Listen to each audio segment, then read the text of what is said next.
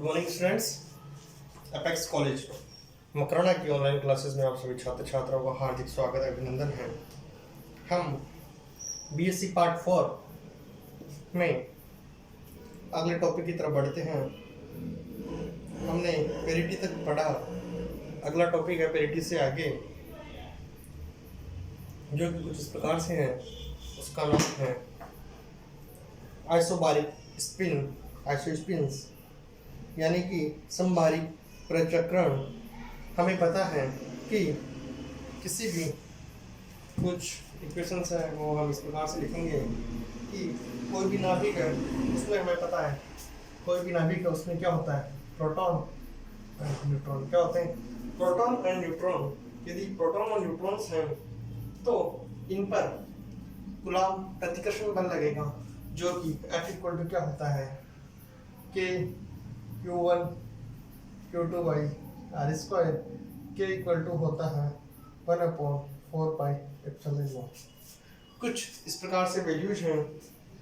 यदि हम मान लेते हैं कि कोई भी एटम है उसमें Nn तथा Np के मध्य होने वाले Nn तथा Np के मध्य होने वाली नाभिकीय इंटरेक्शन क्रिया एक समान है। यदि Nn तथा Np हम मान लेते हैं कि उसको लिखेंगे सम भारी प्रचक्रण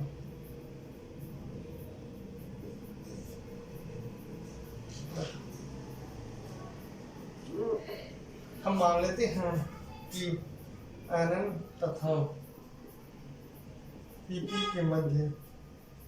Pp के मध्य होने वाले नाभिकीय अन्योन्य क्रिया एक समान है। होने वाली नाभिकीय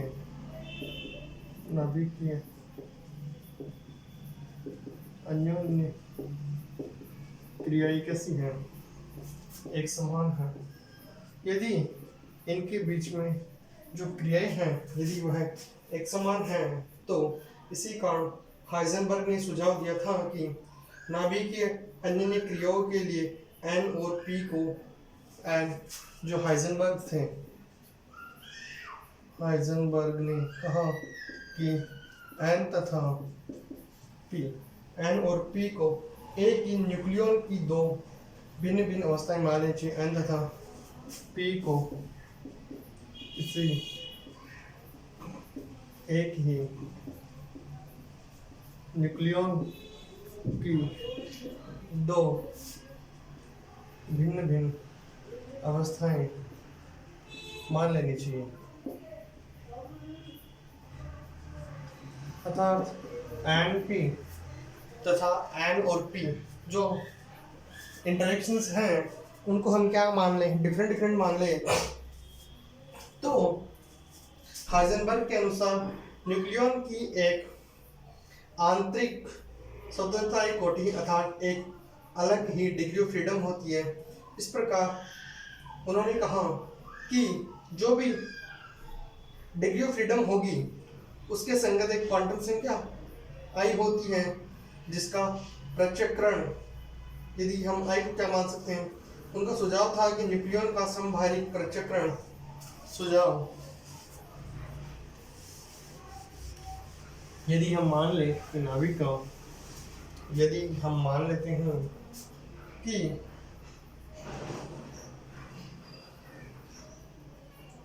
समभारिक का प्रचक्रण I इक्वल टू 1/2 मान लिया जाए, अर्थात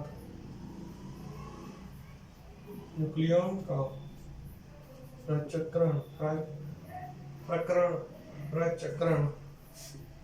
क्या मान लिया जाए, 1 मान लिया जाए, तो इसके z एक्सिस के दो अन्य घटक क्या होंगे? एक होगा तो IZ इक्वल टू क्या होगा, 1/2 एंड एक IZ इक्वल टू क्या होगा, -1/2। अर्थात किसी भी आइसोस्पिन के लिए I इक्वल टू क्या होगा, किसी भी, हम लिख सकते हैं किसी भी आइसो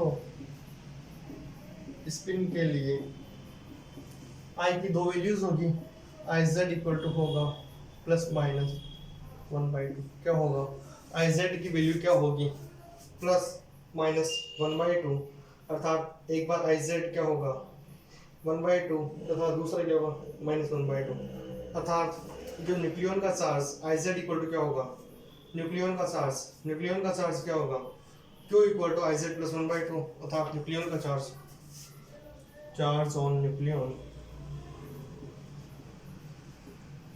क्या होगा I प्लस 1/2। क्या I प्लस 1/2 क्या होगा, जो चार्ज ऑन न्यूक्लियन होगा वो क्या होगा 1/2 होगा, अर्थात Q इक्वल टू 1 तथा न्यूट्रॉन 0 होगा। हम अगला टॉपिक है मास स्पेक्ट्रोग्राफ। हम सबसे पहले मास स्पेक्ट्रोग्राफ को पढ़ने से पहले कुछ टॉपिक्स है, यानी कि मास का एस्टिमेशन किस प्रकार से कर सकते हैं। दो प्रकार की चीज़ें होती है, आइसोटोप्स होते हैं, दूसरे आइसोबार्स होते हैं, तीसरे आइसोटोन्स होते हैं। तो हम मानते हैं कि सर्वप्रथम स्पेक्ट्रोग्राफ का निर्माण एस्टन ने किया था। हम लिखते हैं एस्टिमेशन ऑफ मास। हमारा अगला टॉपिक है, छोटा सा टॉपिक है जिसका नाम है मास स्पेक्ट्रोग्राफ।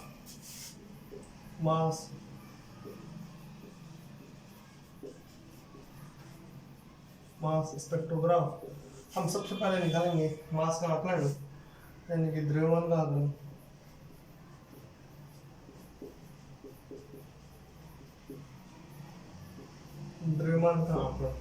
द्रव्यमान का आकलन निकालने के लिए जिस उपकरण का यूज किया जाता है उसे क्या कहते हैं, द्रव्यमान का आकलन करने के लिए जिस उपकरण का प्रयोग किया जाता है उसे कहते हैं मास स्पेक्ट्रोग्राफ। और सबसे पहले एक सुग्राही द्रव्यमान स्पेक्ट्रोग्राफ का निर्माण यदि थॉमसन ने भी पॉजिटिव रेस के विश्लेषण के दौरान एक मास स्पेक्ट्रोग्राफ का निर्माण किया, लेकिन इसकी सुग्राह्यता अच्छी नहीं थी। लेकिन हम एक इम्पोर्टेंट नोट लिखेंगे कि एक सुग्राही द्रव्यमान स्पेक्ट्रोग्राफ का निर्माण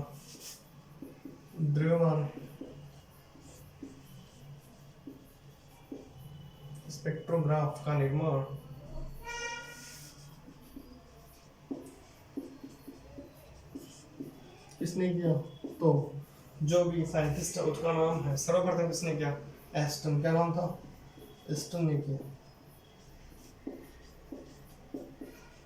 क्या किया, एस्टन ने किया। एक द्रव्यमान मूलतः एक ऐसा उपकरण होता है जिसमें विद्युत तथा चुंबकीय क्षेत्रों द्वारा पदार्थ में उपस्थित भिन्न भिन्न द्रव्यमान वाले परमाणुओं में से एक ही द्रव्यमान वाले परमाणुओं को फोटोग्राफिक प्लेट की एक रेखा पर अंकित किया जाता है। इस प्रकार जो फोटोग्राफिक प्लेट है उस पर भिन्न भिन्न मास वाले परमाणुओं के संगत भिन्न भिन्न रेखाओं के समूह को क्या कहते हैं, मास स्पेक्ट्रोग्राम। हमने इसमें दो चीज़ पढ़ी, एक पढ़ा इलेक्ट्रिक तथा दूसरा मैग्नेटिक। इसमें क्या होता है, दो चीज़ें होती है, एक ऐसा अपरेटस है जिसमें इलेक्ट्रिक तथा मैग्नेटिक फील्ड का प्रयोग किया जाता है तथा उन पर स्पेक्ट्रम का यूज किया जाता है। जो भी परमाणु है, एक कोई अणु, कोई भी मान लीजिए, कोई भी एटम मान लीजिए, उसमें जो भी चीज़ें हैं उनके भिन्न भिन्न मास के लिए स्पेक्ट्रम बनाए जाते हैं। स्पेक्ट्रम मतलब कुछ इस प्रकार से कर्व बनाए जाते हैं, उस कर्व क्या कहते हैं, मास स्पेक्ट्रम। तथा हम मानते हैं कि किसी भी द्रव्यमान मापन के लिए सबसे पहले होते हैं आइसोटॉप्स मतलब समभारिक, उनका एटॉमिक मास सेम होता है। दूसरा होता है समभारिक अर्थात आइसोबार। तीसरा होता है आइसो न्यूट्रॉनिक आइसोटोन्स। उनके सापेक्ष यदि हम नाभिक में मास का आकलन करें तो कुछ चीज़ें इस प्रकार से आती हैं। हम आगे टॉपिक है छोटा सा, हमें दो चीज़ें ध्यान रखनी है। उसमें क्या होता है, एक इलेक्ट्रिक फील्ड होता है, दूसरा मैग्नेटिक फील्ड होता है। उनके अक्रॉस क्या ड्रॉ किए जाते हैं, ग्राफ किए जाते हैं। स्कैटरिंग की जो कि हमारे स्पेक्ट्रम मतलब हम कहते हैं लाइट है स्पेक्ट्रम, लाइट का स्कैटर्ड होना, स्पेक्ट्रम बनाना। जो स्पेक्ट्रम बनाए जाते हैं किस किस फील्ड के दौरान, मैग्नेटिक एंड इलेक्ट्रिक फील्ड के दौरान, उसी को स्पेक्ट्रम ऑफ मास कहते हैं। हम अगला टॉपिक है हमारा इसी का basis component of mass spectrograph. Basis component of mass spectrograph हम लिख लेते हैं। दूसरा basic component of mass spectrograph में कंपोनेंट कौन कौन से होते हैं, तो उनके लिए सबसे पहले होता है आयन सोर्स। सबसे पहले क्या होता है? आयन सोर्स, अर्थात आयन स्रोत। जिस भी सोर्स से आयन्स आएंगे उनको क्या किया जाएगा? सबसे पहले मुख्य में आयन सोर्स, फिल्टर, दूसरा क्या है? फिल्टर, आयन सोर्स, फिल्टर, तीसरा फोकसिंग चैम्बर, फोकसिंग चैम्बर, और एक है अभिलेखन कक्ष अर्थात रिकॉर्डिंग चैम्बर। कौन कौन से? रिकॉर्डिंग, चार कंपोनेंट है। सबसे पहले आयन सोर्स होगा, उसके बाद फिल्टर करने के लिए, उसके बाद focusing chamber and recording chamber. इनको हम हिंदी में लिखना चाहिए। इसको फिल्टर लिख सकते हैं, फोकसिंग चैम्बर को आप लिखना चाहें तो लिख सकते हैं। फोकसन कक्ष क्या लिखेंगे? फोकसन कक्ष। रिकॉर्डिंग कक्ष को क्या लिखेंगे? अभिलेखन कक्ष। अभिलेखन कक्ष में क्या होता है? एक फोटोग्राफिक प्लेट होती है जिस पर घन आयनों के पहुंचने पर फोटोग्राफिक प्लेट का प्रभाव होता है। जहां पर आयन गिरते हैं उस स्थान पर डेवलप की गई फोटोग्राफिक प्लेट काली रेखा अंकित हो जाती है। इस प्रकार आयन सोर्स तथा फिल्टर का हम डिस्क्रिप्शन इसका सबसे पहला है आयन सोर्स। हमें पता है कोई भी एल्कली मेटल्स कौन सी होती है? एल्कली मेटल्स कौन सी? एल्कली मेटल्स जो भी सोडियम, लिथियम, पोटेशियम, Cs के जो भी पॉजिटिव हैं, अर्थात जो भी सारी धातुएं, क्या है? सारी धातुएं हैं, उनमें खनिजों को गर्म करने पर आसानी से प्राप्त किया जा सकता है आयन्स। एल्कली धातु लिथियम, सोडियम, पोटेशियम को गर्म करने पर इनके आयन आसानी से प्राप्त किए जा सकते हैं। इनको कहते हैं सारी धातुएं। दूसरा है उस ताप पर रिफ्रैक्टरी, जैसे सोना, यूरेनियम आदि से भी आयन प्राप्त किए जा सकते हैं। तीसरा जिस गैस से धन आयन प्राप्त करते हैं, पहला क्या है? Alkali metals. दूसरा क्या है? जो भी रिफ्रैक्टरी में काम आते हैं। रिफ्रैक्टरी मतलब जिनका बहुत ज़्यादा टेम्परेचर पर, जैसे हम यूरेनियम है, गोल्ड है, इनको भी काम ले सकते हैं। तीसरा जो भी गैस धन आयन प्राप्त कर सकते हैं उससे। चौथा यदि किसी गैस को, पदार्थ को गैस या वाष्प अवस्था में सुविधाजनक होता है लेना, उसको भी ले सकते हैं। चौथा पॉइंट घन आयन जो कि हमें नैरो बीम देते हैं। फिल्टर मुख्यतः एनर्जी फिल्टर होते हैं जिस उपकरण द्वारा समान ऊर्जा के आयन प्राप्त किए जा सकते हैं। फिल्टर क्या होते हैं? जिस उपकरण के द्वारा समान ऊर्जा के आयन प्राप्त किए जाते हैं, समान ऊर्जा के आयन प्राप्त किए जा सकते हैं, उसे क्या कहते हैं? फिल्टर कहते हैं। फिल्टर इस प्रकार से हो सकता है कि कोई भी हम फिल्टर का डायग्राम बनाएंगे। यदि हम फिल्टर का डायग्राम देखना चाहेंगे तो वो कुछ इस प्रकार से होगा। यह है कुछ इस प्रकार से होगा। इसमें क्या होगा? Electric field. ये क्या है? EF का मतलब क्या है? Electric field. इधर से क्या आएगा? कोई भी हाफ mv² से कोई भी घन आयन आएगा, और यदि ये क्या होगा? उनके बीच का पोटेंशियल डिफरेंस। ये क्या है? Potential difference. इधर क्या होगा? V पोटेंशियल डिफरेंस है। इधर हाफ mv² इक्वल टू 0 होगा। हाफ mv² इक्वल टू क्या होगा? 0। इधर क्या होगा? Half mv² equal to Q equal to NeV। क्या होगा? NeV।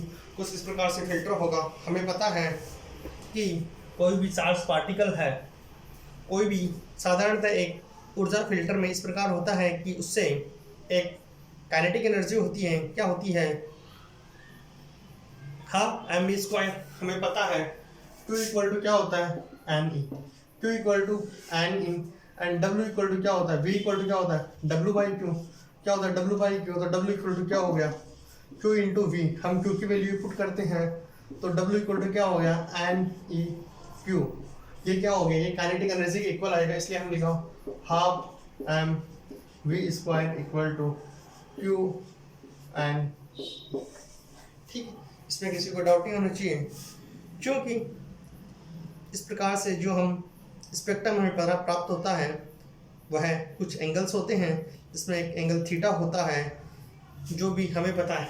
E इक्वल टू क्या होता है, इलेक्ट्रिक फील्ड इक्वल टू क्या होता है, माइनस dV बाई dr, अर्थात रेट ऑफ पोटेंशियल क्या है, पोटेंशियल जिस डायरेक्शन में पोटेंशियल घट रहा है, जिस डायरेक्शन में हम बढ़ रहे हैं, पोटेंशियल की डायरेक्शन हमेशा इसके नेगेटिव होगी इलेक्ट्रिक फील्ड के, अर्थात जो पोटेंशियल कहाँ से कहाँ आता है, ज़्यादा से कम की तरफ आता है।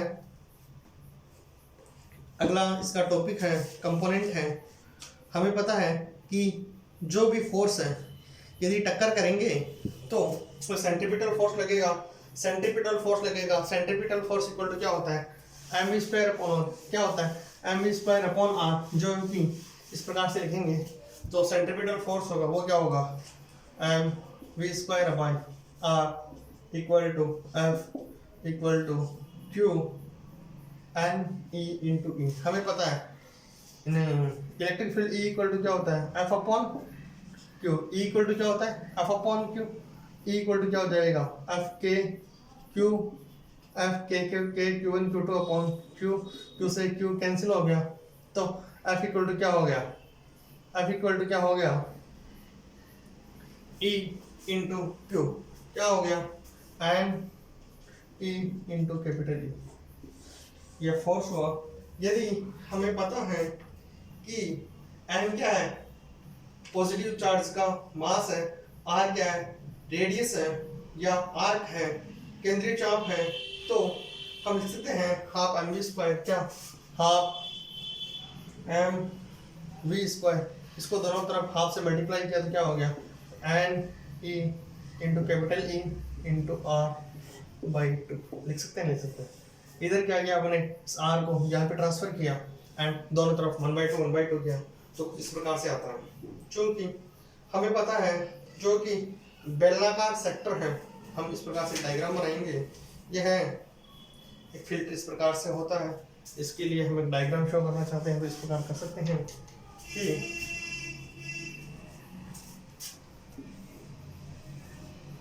इससे कोई एंगल, ये पूरा एंगल थीटा होगा, ये कैपिटल आर होगा, ये इस प्रकार से वो स्पेक्ट्रम शो करता है। तो हम इस प्रकार से लिख सकते हैं इसको डायग्राम में छोटा सा। तीसरा है मोमेंटम फिल्टर। जो हमने पहला फिल्टर पढ़ा था वो एनर्जी फिल्टर था, दूसरा मोमेंटम फिल्टर क्या होता है, यदि भिन्न भिन्न मोमेंटम है तो वहाँ से एक समान मोमेंटम निकालने के लिए हमें क्या करना पड़ेगा, एक फिल्टर का यूज करना पड़ेगा। उसे हम क्या कहेंगे, भिन्न भिन्न मोमेंटम निकालने के लिए भिन्न भिन्न मोमेंटम है, मोमेंटम हर जगह भिन्न भिन्न होंगे, लेकिन एक समान मोमेंटम निकालने के लिए हमें एक फिल्टर का यूज करना पड़ेगा, उसे मोमेंटम फिल्टर करेंगे। इसका डिस्कस हम अगली क्लास में करेंगे।